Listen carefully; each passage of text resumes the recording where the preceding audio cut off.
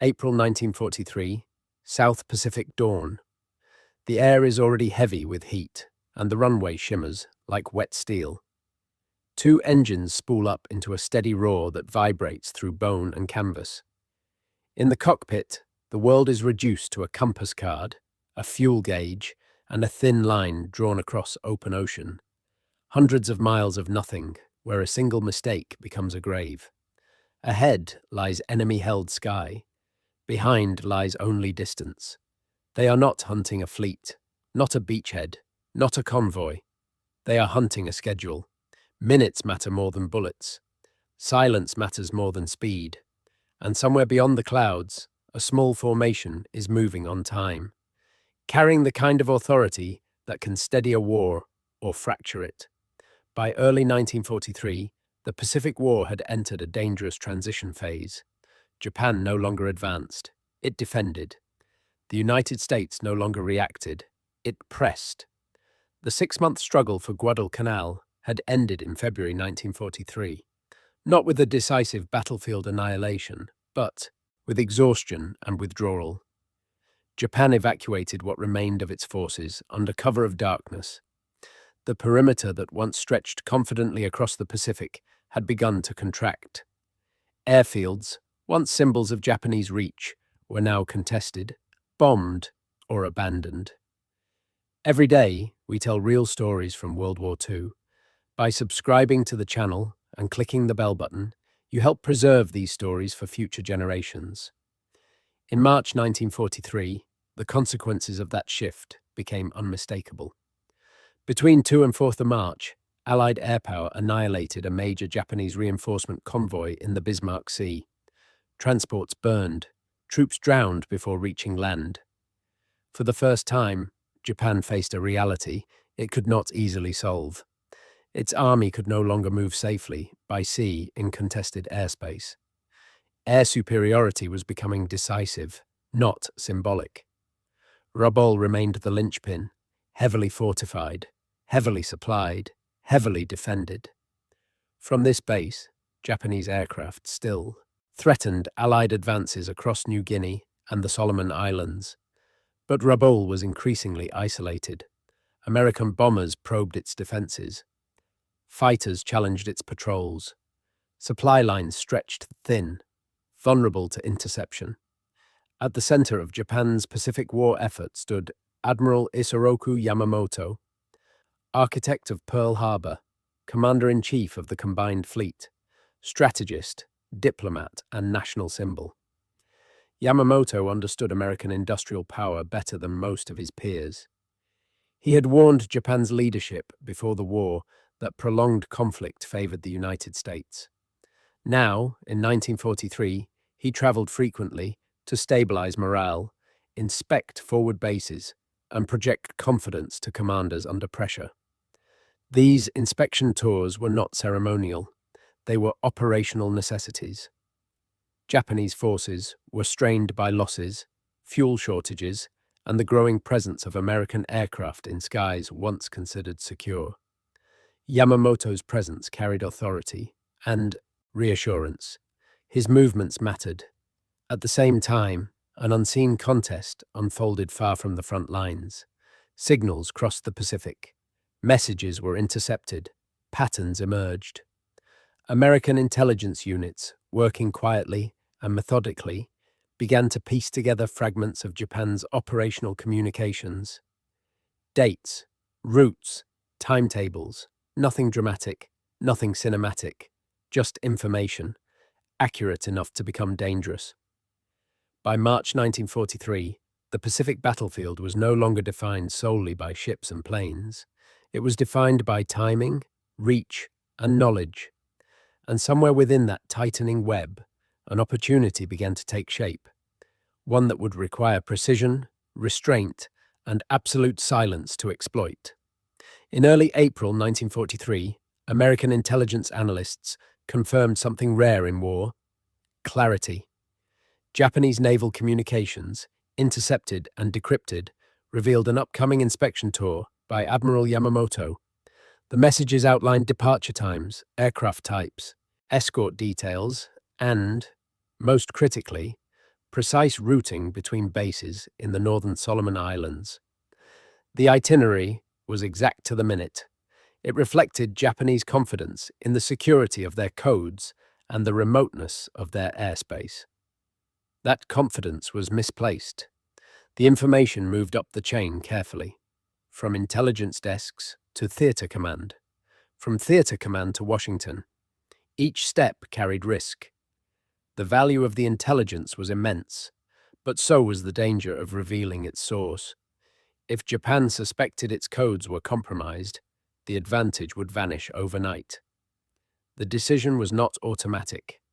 Targeting a senior military commander raised legal, strategic, and moral questions. Yamamoto was not a civilian leader. He traveled in uniform, in military aircraft, through a combat zone. Under the laws of war, he was a legitimate target. But the implications went beyond legality. Killing Japan's most prominent naval officer could provoke retaliation or harden resolve. It could also shorten the war. Authorization came quietly.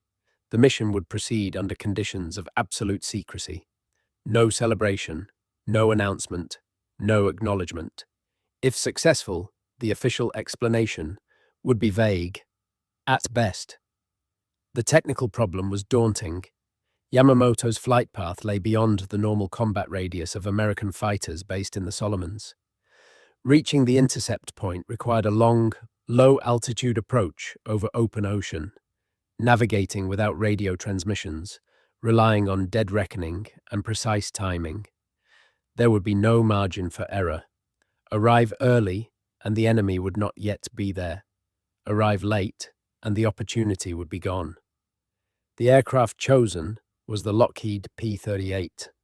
Lightning, twin engines, long range, drop tanks, reliable over water. It was one of the few fighters capable of flying the distance, engaging the target, and returning. The pilots selected were experienced, disciplined, and briefed only on what they needed to know. They were told the target mattered. They were not told why. Maps were marked, watches synchronized, fuel calculations checked and rechecked. The mission profile was rehearsed in silence. Even among those involved, names were not spoken casually. Every unnecessary word was a risk. As preparations concluded, the operation took on a strange dual character. On paper, it was a simple intercept. In reality, it represented the convergence of intelligence, technology, leadership, and chance. The aircraft would soon lift into the Pacific sky, not to change the course of the war in a single stroke, but to test whether precision could reach farther than force. And once airborne, there would be no turning back. Human angle. The briefing ends, and the room empties in controlled silence. No cheering, no speeches, no ritual confidence. For the pilots, the mission is not heroic in the moment. It is mechanical, tense, and strangely lonely. The South Pacific has a way of shrinking a person. The humidity clings to skin and fabric. The air smells of fuel, salt, and damp earth. Men speak softly because they are trained to, because every detail feels like it might carry consequences beyond the runway. Inside the cockpit, emotion becomes a physical sensation, a tight jaw, a dry mouth, eyes tracking instruments more often than the horizon. They understand what distance does. Over open ocean, there is no forced landing that ends in rescue. There is only water and time. Twin engines offer comfort, but not certainty. A failed pump, a cracked line, one mistake in navigation, and the Pacific closes over everything without witness. Yet the most unsettling pressure is not fear of death. It is fear of missing the moment. The pilots are being asked to meet another aircraft in a sky so wide it defies imagination. At a specific point, at a specific minute. The target is a moving clock. If they fail, there will be no second attempt, and no one will explain why the attempt mattered so much. Tactical angle. The plan is built around geometry. A long approach at low altitude reduces the chance of detection by enemy radar or coast watchers. Radio silence prevents interception. The formation must hold speed and headings with disciplined precision, because every correction burns fuel they cannot spare. At the intercept point, tactics become brutal in their simplicity. One element is assigned to strike, another to cover. The goal is not a prolonged dogfight, it is a rapid attack, then immediate withdrawal, because the return flight is as lethal as the engagement. Every pilot understands the constraint. They are not flying into battle with enough. They are flying with exactly what the calculations allow. That is why the mission feels different from ordinary combat. In most battles, survival depends on skill, reflex, and luck. Here, survival depends on timekeeping, navigation, and the ability to act decisively in seconds. Then leave before the ocean. The fuel gauge or enemy reinforcements can close the trap. Technological angle. The Lockheed P-38 Lightning is not elegant in profile. Its twin booms and central nacelle give it an almost industrial appearance. But in the spring of 1943, it offers something rare in the Pacific: reach. Equipped with drop tanks, the P-38 can fly far beyond the defensive umbrella of island bases. Two engines mean redundancy over water. Heavy forward-mounted armament concentrates fire without convergence problems. At altitude, the aircraft is fast. At low level, it is stable enough to hold formation for hours. But technology does not erase limitations. Navigation relies on dead reckoning, compass headings, airspeed estimates, and time. Cloud cover can distort landmarks. Wind drift accumulates invisibly. A few degrees off course, sustained for hours, can mean missing the intercept point by dozens of miles. Communication technology is deliberately unused. Radios stay silent. No corrections are shared aloud. Each pilot flies as much by trust as by instrument. Fuel technology defines every decision. The drop tanks will be jettisoned before combat, reducing range but improving maneuverability. Once discarded, there is no going back. The Lightning becomes lighter, and the return flight becomes uncertain. Leadership, or moral angle. Admiral Yamamoto represents more than rank. He is the public face of Japan's naval war, a strategist who understands American industry, a commander respected even by opponents for his clarity and restraint.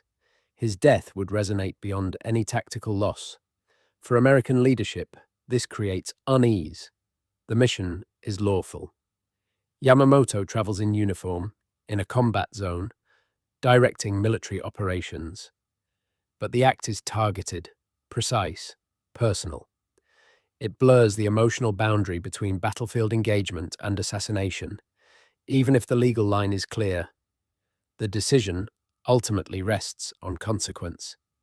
If removing a single commander disrupts coordination, delays operations, and erodes morale, then the act saves lives elsewhere.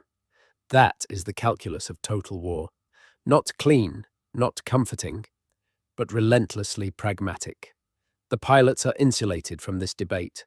They are given headings, times, and fuel limits, not philosophy. Yet the moral weight still rides with them into the cockpit, unspoken but present.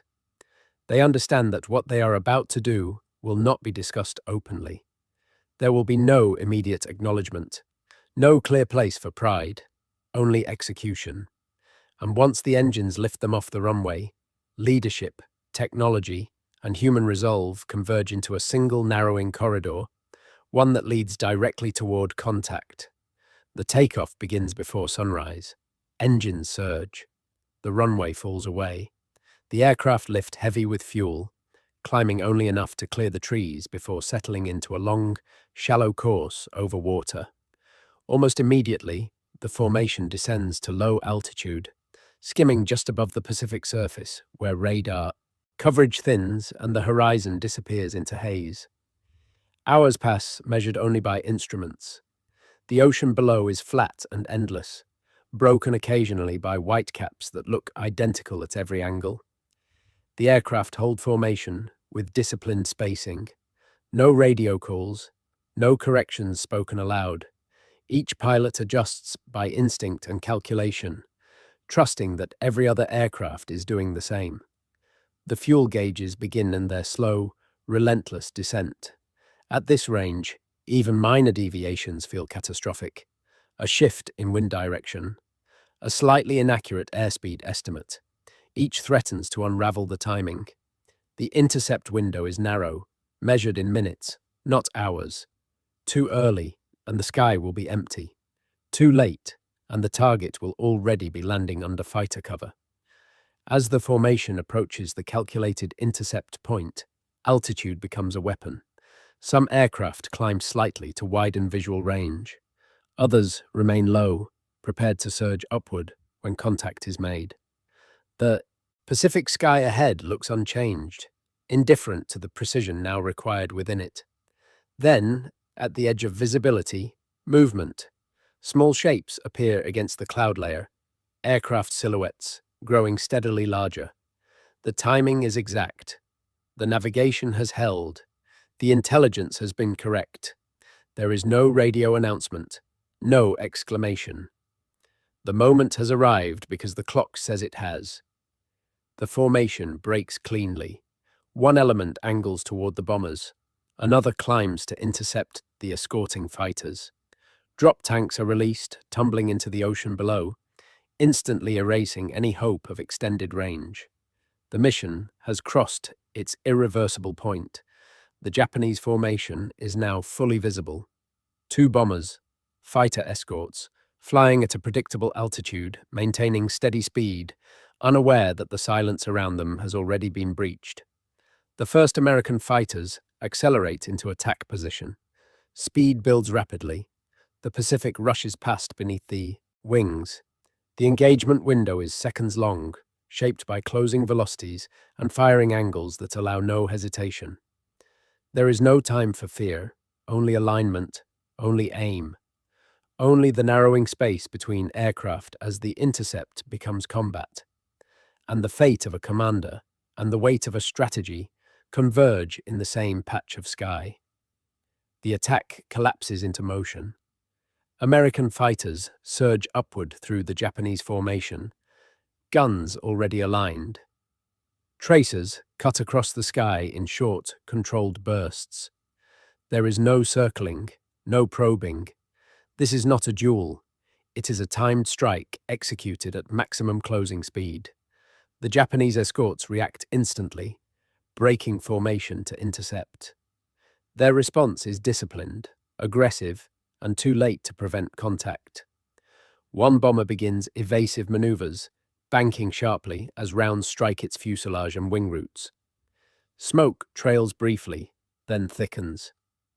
The aircraft loses altitude, turning away from the formation in a shallow descent toward the jungle-covered coastline below. The second bomber remains momentarily intact, still flying its course, before it too is engaged. Gunfire converges. The aircraft shudders under impact. Witness accounts later diverge on exact sequences, on angles, on who fired, which burst. But the outcome is not in dispute. The lead bomber goes down. It disappears below the cloud layer, breaking apart as it strikes the forested hills of Bougainville. There are no survivors. In the sky above, the engagement continues only seconds longer. Escorting fighters press in. American pilots disengage immediately, as planned. Ammunition is limited. Fuel is critical. The objective has been met or failed, and there is no tactical value in staying. The formation scatters into prearranged escape headings. There is no time to confirm results visually, no opportunity to regroup. Each aircraft is now alone with its fuel gauge and compass. The Pacific, once again, becomes the dominant threat. On the return, flight exhaustion replaces adrenaline. Engines run steadily, but without comfort. Pilots calculate distances repeatedly, aware that the loss of drop tanks has tightened the margins to the edge of survivability. Some aircraft land with fuel gauges near empty. Others divert. All return under the weight of uncertainty. Only after debriefing does confirmation begin to solidify. Reconnaissance reports, intercepts, Japanese communications abruptly altered in tone and content. The absence of a familiar call sign, the silence where authority once spoke. Admiral Isoroku Yamamoto is dead. The news is compartmentalized, classified, and deliberately muted. No public announcement follows. No operational credit is assigned openly. Even among those involved, details remain restricted, fragments assembled only over time. In the cockpit memories, the engagement does not replay as triumph. It replays as precision, as a sequence of seconds where training, intelligence, and chance aligned exactly once and could not be repeated. The sky did not erupt. The war did not end. But something fundamental shifted. Leadership had been removed, not by siege or attrition, but by reach. And that fact would echo far beyond the Solomon Islands. The confirmation does not arrive with celebration. It arrives quietly, through fragments. Japanese broadcasts change tone. Communications patterns shift. A senior voice, once constant, vanishes. Within days, Allied intelligence assesses what the pilots could not know in the air. The target had been aboard the downed bomber. Admiral Isoroku Yamamoto, Commander-in-Chief of the Combined Fleet, is gone. The result is sealed behind layers of secrecy. The operation cannot be acknowledged without risking the exposure of code-breaking capabilities. Official explanations are deliberately vague. Enemy losses are attributed to chance encounters.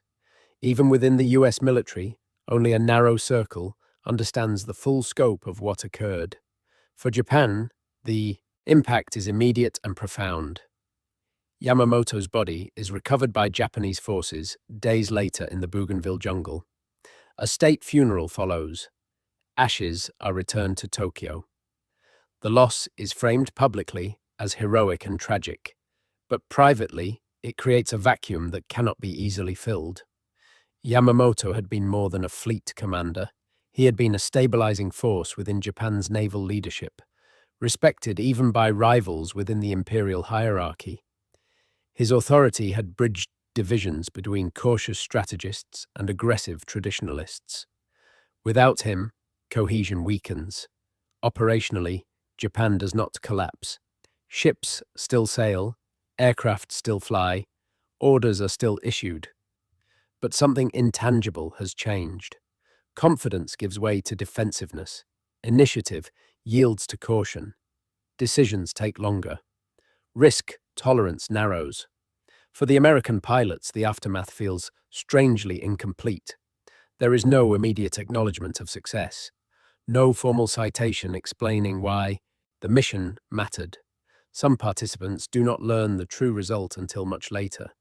Others never hear official confirmation at all. The mission becomes something carried privately, a memory of a distant coastline, a brief exchange of fire, an aircraft vanishing into cloud and terrain. The understanding that a war can pivot on moments so small they barely register at the time. The Pacific remains unchanged in appearance. The ocean still stretches endlessly. Airfields still hum with routine activity. Yet beneath that continuity, the strategic landscape has shifted, subtly, irreversibly. Because leadership, once removed, does not regenerate at the same speed as material. In the weeks that follow, the effects of Yamamoto's death spread unevenly, but unmistakably. Japan's naval command reorganizes quickly, but not seamlessly. Admiral Minichi Koga assumes leadership of the combined fleet, inheriting a force already strained by fuel shortages, pilot losses, and shrinking operational reach. Yamamoto's strategic vision, balancing aggression with realism, had been difficult to replace even before his death. Now, it becomes an absence felt in planning rooms and forward bases alike. The timing compounds the loss. March and April 1943 have already demonstrated a new Allied pattern. Air power no longer merely contests Japanese movement, it denies it. The destruction of convoys, the isolation of strongholds like Rabaul, and the steady extension of American airfields compressed Japan's options month by month. Without Yamamoto's authority to challenge assumptions or reorganize under pressure, adaptation slows. For Allied forces, the success reinforces a doctrine that will define the remainder of the Pacific War. Intelligence is not an accessory to combat. It is combat. Operations increasingly hinge on interception, deception, and precise application of force at decisive points. The emphasis shifts from broad engagements to targeted disruption, cutting supply lines, neutralizing command nodes, and exploiting timing rather than mass alone. The mission also reshapes expectations of reach. Long-range fighter operations, once exceptional, become routine. The Pacific's vast distances no longer guarantee safety. The sky itself has become penetrable. No flight schedule is truly private. No rear area is entirely secure. Yet the psychological consequences remain asymmetric. For Japan, Yamamoto's death is a shock absorbed in silence. Public mourning masks strategic anxiety. The war narrative hardens, emphasizing sacrifice over maneuver. For the United States, the event is barely acknowledged at the time, but internally, it becomes a proof of concept. Precision can replace attrition. Not entirely, not always, but enough to matter. For the men who flew the mission, the aftermath remains unresolved. Years later, debates will arise over credit, over who fired which shots, over whose aircraft struck first or last. Official records will evolve. Claims will conflict. The truth, as with many aerial engagements, resists perfect reconstruction. What remains uncontested is outcome. A commander central to Japan's naval war effort was removed in minutes by a carefully calculated intercept. No fleet engagement achieved it. No prolonged campaign forced it. It happened because information was trusted, distance was mastered, and restraint was maintained, long enough to strike once and leave. The Pacific War did not change overnight. Ships still moved, aircraft still rose at dawn, battles still unfolded with brutal familiarity across islands and seas. Yet after April 1943, the war carried a different undercurrent, one defined less by spectacle and more by precision. The removal of Admiral Isoroku Yamamoto did not defeat Japan, but it altered how defeat would arrive. It demonstrated that leadership could be reached across vast distances, not by siege or bombardment, but by timing and knowledge. That intelligence, patient, methodical, and invisible, could be as decisive as any weapon system. Warfare no longer belonged solely to those who could build the most ships or field the most men. It belonged to those who could see first, decide first, and arrive exactly on time. For military aviation, the mission marked a quiet maturation. Fighters were no longer short-range defenders bound to nearby airfields. They had become instruments of strategy, capable of shaping outcomes far beyond the immediate battlefield. For leadership, the lesson was harsher. Charisma, authority, and brilliance offer no immunity in modern war. Visibility creates vulnerability. Presence carries risk. The distance between command and consequence had collapsed. And for the pilots who flew that morning, the memory did not settle into triumph. It settled into stillness.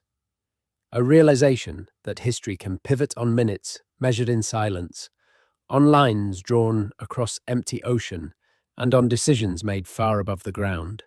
When no one hears the engines, once, they fade.